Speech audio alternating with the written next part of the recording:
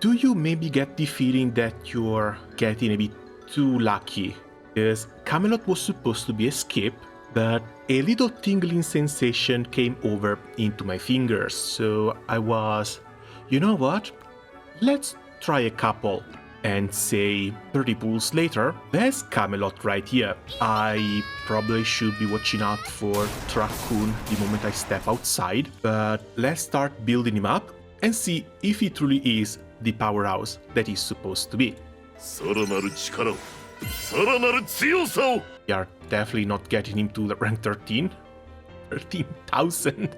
Jesus. Okay, he can get to 12. For the time being, that's enough. Now, at level 1, his trait already gives him a 30% HP boost and decreases the percent damage taken by 15%, lets him ignore block, and he's got a 20% lifesteal. Already kind of broken. At the start of battle, adds 9% of HP to physical attack, and he gains an additional skill called Declaration of Conquest, an instant ranged attack, if I remember correctly, dealing 30% AoE damage, and after attacking inflicts 6 stacks of coercion on the target for 2 turns.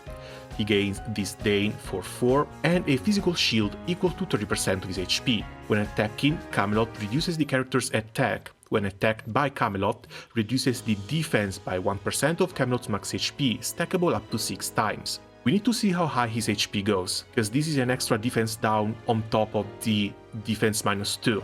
Or defense down 3 if you can bring Homa somewhere along those lines. I don't think we currently have any other character with a defense down 3. Regroup, Mark cannot act, again, from his trait cannot be dispelled or immunized. This effect is gained during the extra turn duration reduced by 1. Regroup is down here though. Before launching an active AoE attack, he inflicts 1 stack of coercion on the target for 2 turns, again, defense down. If the target is already inflicted with coercion, the character gains Act again and Regroup for 4 turns. These 4 turns are the turns that are going to be reduced in order to let him get extra turns faster with higher star rating. After the first active AoE attack each round, he gains a physical shield equal to 10% HP. 10% not too great, but at the same time not too shabby, it's always a shield. And with the amount of HP that he's about to get, that 10% is still going to be a pretty damn high value. Rank 1, Will to Survive and Shield, increases max HP by 15% after being attacked. If in dying, recovers 50% HP and 2 energy on a 2-turn cooldown. Don't have to tell me twice, and it will likely still not get used. Throne of Ashes, 50% AoE damage to all enemies within 3 tiles of the character, steals 1 buff, before attacking 2 stacks of coercion on the target for 2 turns. After attacking, physical shield equal to 10% HP for each enemy hit. Additionally, another 10% HP shield. Pretty nice AoE, but he has to stay in the middle of the enemies. Scorn the Masses, increases max HP by 15% at the start of the turn, restores 15% HP. When attacked by enemies with current HP lower than the character's, becomes immune to Bound, Disruption and Knockback. Before being targeted by a single target attack, dispels all shield break effects on the attacker. This is going to be the first Castalia, maybe, probably. He already inflicts coercion, he should have another skill to deal crap tons of damage with. Not sure about Throne of Ashes, but I do want to pick Scorn the Masses. Rank 4, Strength Activation Extra, when healing increases by 3%, when healed damage 3, decreases physical damage taken by 15%, when hit, acts instantly, recovers 30% HP and dispels all debuffs from the character. It does have a 5-turn cooldown once it's triggered. Act instantly means that the moment he takes damage, even in PvP, he feels slow or anything, he's just going to turn around and jump on the enemy team. This is pretty easy pick right here. Rank 7, Proud Lion Heart, the leader skill. For all Union allies in battle, increases attack by 10%, defense by 20%, if they're healthy, increases damage by 10%. If their physical shield value is greater than 30%, another 10% attack. Really nice, especially for the other friends. But here we have the solo carry. Jumps to target location to deal 40% AoE damage to all enemies within a 1-tile radius. No reaction skills. After attacking, the skill switches to Army's Fall. and remains available for 2 turns. Armies fall, 100% AoE damage to all enemies within 3x3 area in the target direction, inflicts isolate. After attacking, the skill switches to World Conquest and remains available for 2 turns. World Conquest, 170% AoE damage to all enemies within 3 tiles of the target, decreases skill multiplier by 15% for each 1 additional enemy hit to a minimum of 110%. The skill multiplier is fixed at 170 to targets with 6 stacks of coercion, inflicts stunned on the targets on a 1 tile radius. After attacking, the skill switches back to solo carry. It does have a 3-turn cooldown, but holy shit. Basic attack, of course, we go with crushing. Knockback by 1 tile, but still knockback. Decreases skill multiplier by 15% for each 1 additional enemy hit to a minimum of 90%. Skill multiplier is fixed at 120 to targets with 6 stacks of coercion. We're going real damn high with the multipliers as well. And lastly, attack 3 to all allies within 2 tiles of the target for the Union physical shield, or 85% AoE damage to all enemies within 3 tiles with healing received and physical defense down 2. This doesn't really matter, it's attack on both, so we go with the AoE. Charge, 120% damage to all enemies within 1 tile of the target. Before attacking, locks resolve for 2 turns. I'ma be honest here, this is a charge on a 2-turn cooldown that is not an instant skill. Not a fan. This one, on the other hand, is going to be his bread and butter. Either Will to Survive or his leader skill. Well, that's basically another 20% attack just for himself, so we will probably come back for Throne of Ashes as well. But we go with the leader skill too. As for his gear, Surtur looks absolutely broken. Another 20% max HP. When the character has a physical shield, the character gains attack 2 and Dark Fire, increases physical AoE damage by 20% for 2 turns. Yes, that's an extra skill. That's cool. Problem is, we bring this one back and it's only a 5% boost, and when they have the Dark Shield, it's only a 10% AoE damage boost. Not that great.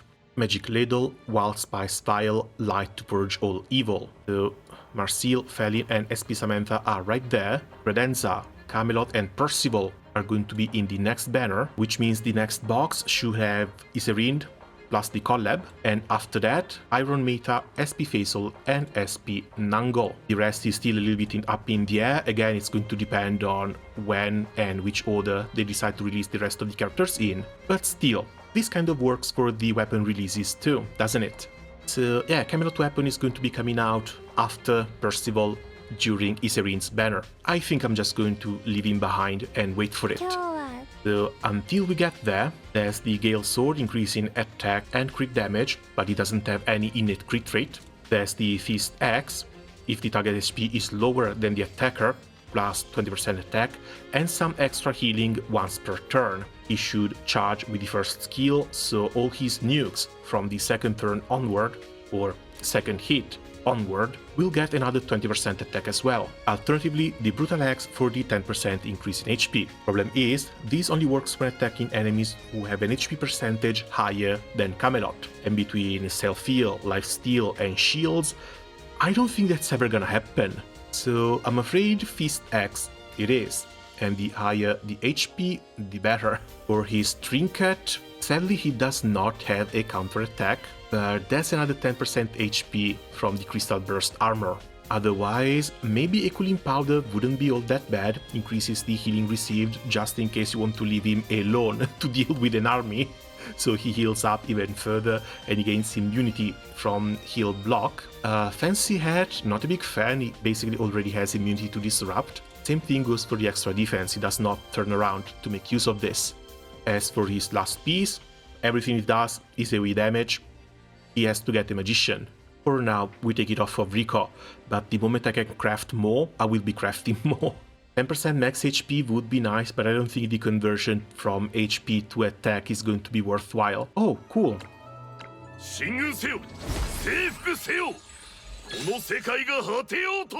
Didn't realize I already had some. So he goes to 2 stars on day 1, from 30 to 40% HP, from 15 to 25% pierce damage reduction. What the hell? 20% HP to physical attack conversion, and yeah, these things keep on scaling. He's another one that kind of has to go to 5 stars, but at this point I really need to retool a little bit my calendar. They don't even have a tire over there. Again, ideally you would want to bring him around with units like Gloria, maybe Auguste, but both Gloria and Auguste are waiting for their rank 13 skills. And as far as I know, he also does not get any extra movement. Movement 3 to 11 speed, so he's going to have to be teleported forward. Okay, we start off with 13,000 HP.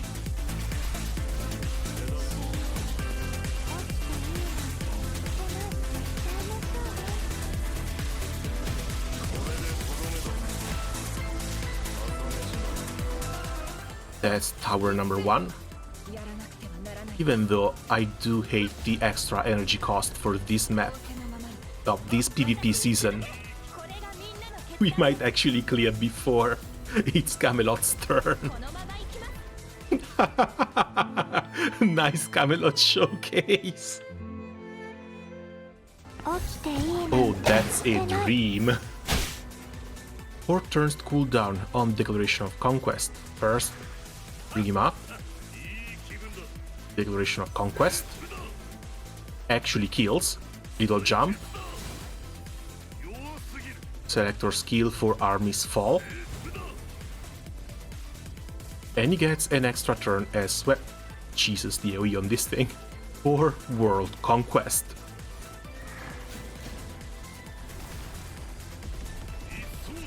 I might not like the guy, but that's one hell of a cool animation. And thanks to the extra turn from SP Nanna, there he goes. I think 4 attacks in 1 turn might be a bit excessive. Just a tiny little bit.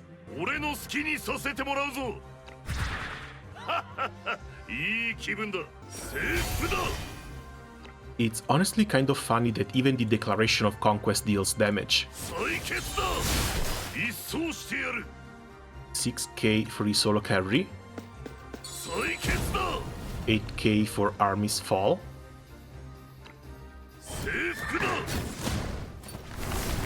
And 17k for the ultimate. 30 for Camelot and Iggy. This means I should reach Percival with 100, Iserind with 145, but that is also going to depend on when they want to announce the collab, which kind of units they're going to bring, how many units they're going to bring. I'm still kind of hoping it's only going to be 2 banners plus 1 free unit. I'm pretty sure we're going to see Siri coming around, luckily as one of the gacha units, and I'm hoping for Triss, but that's mostly due to my insane weakness to redheads. They should let us know at least 1 or 2 banners early, so hopefully it's going to be December 5th, and they're actually bringing Percival and Iserind out. In 115 pools for the collab, I should still be fine. Alright then, I guess that's gonna be it for me for the moment. Another little bit of an unexpected unit, but I'm not gonna sit here and complain. We've got the universal derivation through which to go, so I'm gonna jump right in on that. As always, thanks a lot for watching, good luck with your gacha if you guys want to go for Camelot, and see you guys around soon. Leave a like, comment, do the usual YouTube stuff please. Ciao! Così virta for